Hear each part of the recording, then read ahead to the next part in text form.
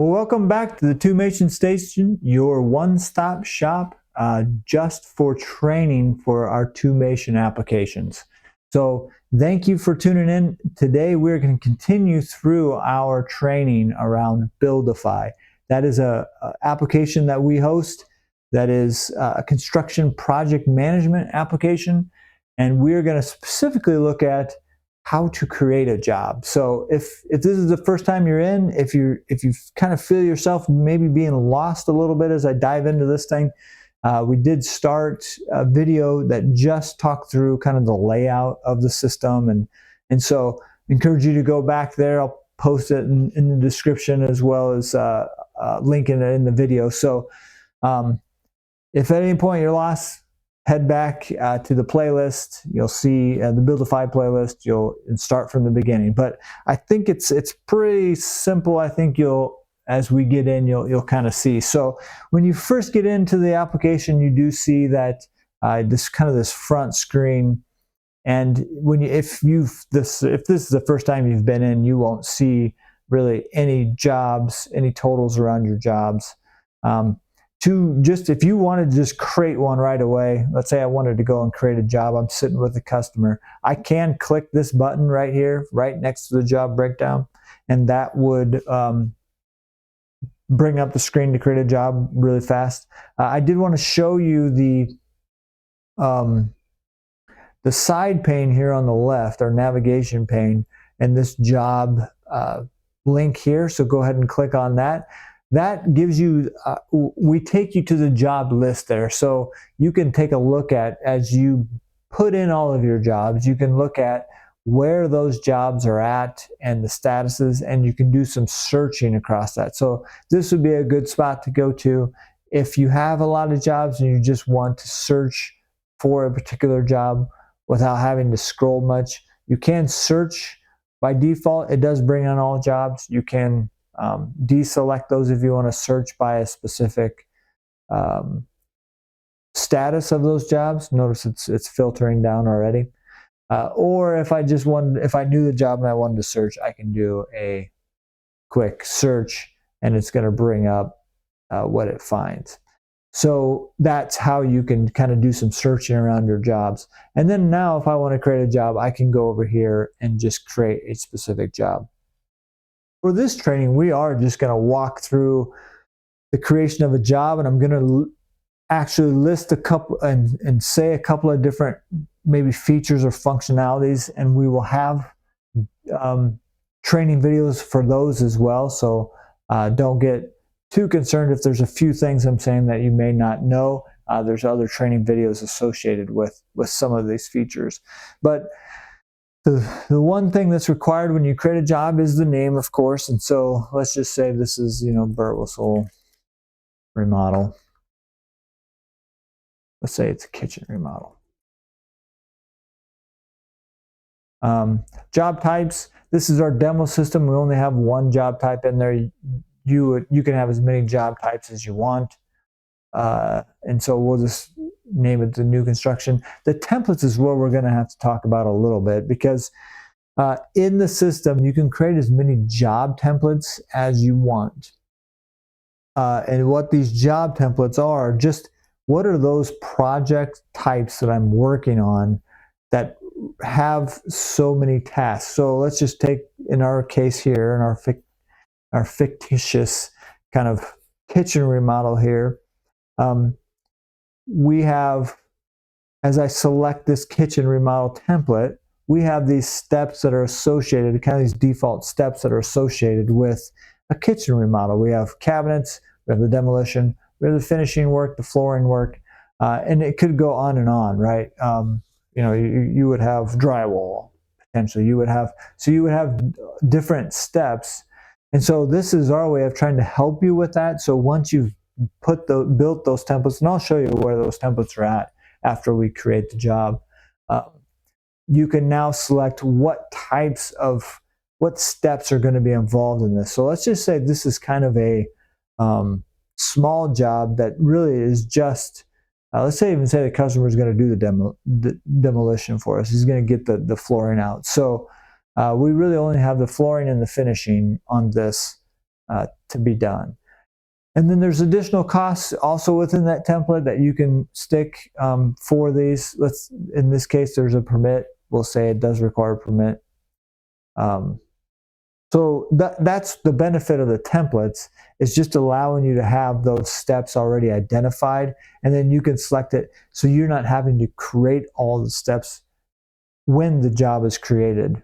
And so we're trying to help you with that, especially like if you're trying to give quotes out, if you're trying to get that estimated cost and you need to kind of get the job faster, that would be a good spot to have a template. Any of that repeated work. We do have square feet. The client contact, these are the contacts that I currently have in the system. If this would be a new client that's not in that drop down, you can click the button here to create that contact. At this moment, this is a customer I've dealt with before. I'll just put my name in there. My lot number, if you have it. Subcontractors, you can stick the subcontractors that you think are going to be on the job. Notice also that there is an informational button once you've selected the contact, so you can look at if you needed to change or look at any of the details, you can do that here. Subcontractors, if you know the subcontractors that you want to use on the job, you can put them in here. It is not required to put subcontractors on the job, because as you see after we've created this, every step has, every to-do item, every task has a place to put your contractor in, and that's the one that we typically use across most of the system to build your schedule, would be the actual contractors on the task. So like I said, you can stick it on there if you want, just to kind of give you a better reporting of here's my preferred subcontractors, but it is not required. Status, you can kind of have the job go into a specific status. And then you have your estimated start end dates, and then actual start and end dates. If you know them, you can go ahead and put them there, and that just helps for tracking purposes. Project manager, I'll go ahead and put myself in there.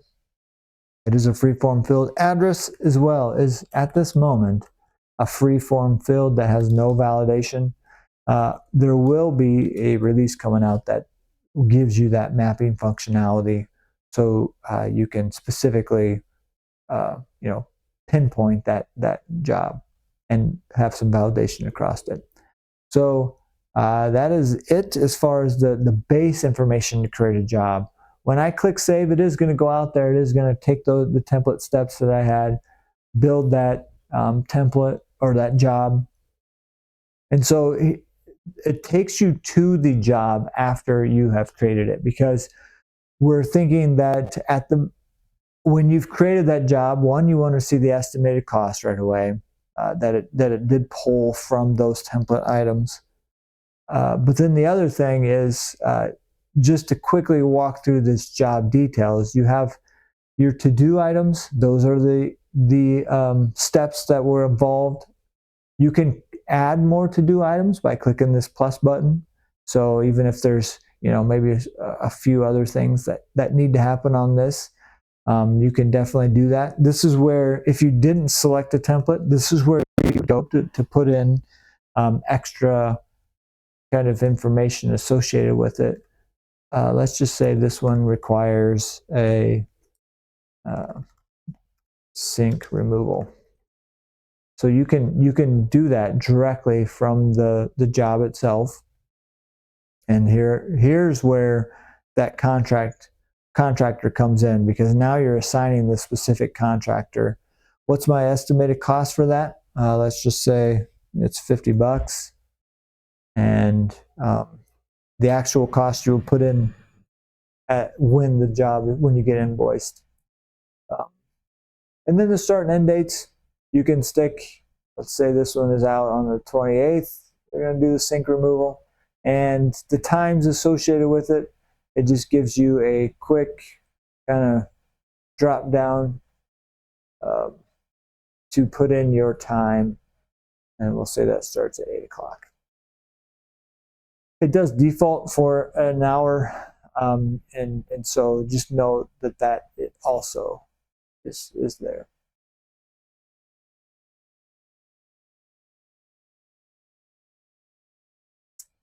The other costs associated with this, there's your permit that came exact from that from the template, and on the next, I should have said, you can also add costs associated with it as well.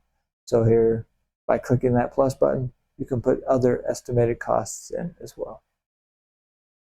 Activities would be any notes that you have up for this job, whether that's you want to update the customer. You can click the plus button, put in your note. You can specifically say if it is a part of a specific to-do item. Maybe it actually is just a note on something the contractor needed or what the contractor updated you on. That is definitely possible.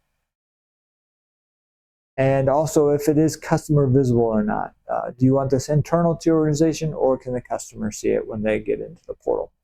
You can also attach items as well to this. So especially if this was like you want to give an update to the customer as far as what you're doing, you can take pictures there on site and then put them in so the customer has updates, not only a text update, but then also pictures associated with it. Then your documentation section is all documentation associated with this job. So let's say adding a folder, trying to group things. Let's say these are invoices. I want to keep all my invoices for this particular job here. Once I have that folder, select the folder and then go ahead and add files, add those invoices. If you click the button, you now can just upload them here. So that is the job details section. I did tell you I was going to kind of run over quick and just show you the template. We will have a specific video on not only the template, but probably the contact, both together. But here's where, in the job template over on the left, here's where you can see your list of job templates. You may not have any. You can just click the plus to create those jobs types that you typically do to help you build that schedule faster. If I go back over to the home section, now I can start seeing my schedule. Now I have some stuff in here because of demo purposes. But now I can start seeing my schedule build out for the week. By default, it is the schedule for the week to try to help you kind of just just as a visual right away that here's the things that are happening today. But you can change that to a month view if you want to see also month and select by month. So there's your job section. All right. I hope this was, wow, having trouble navigating. I hope this was beneficial to you. And like I said, we will get into more specifics around the job template and the contact.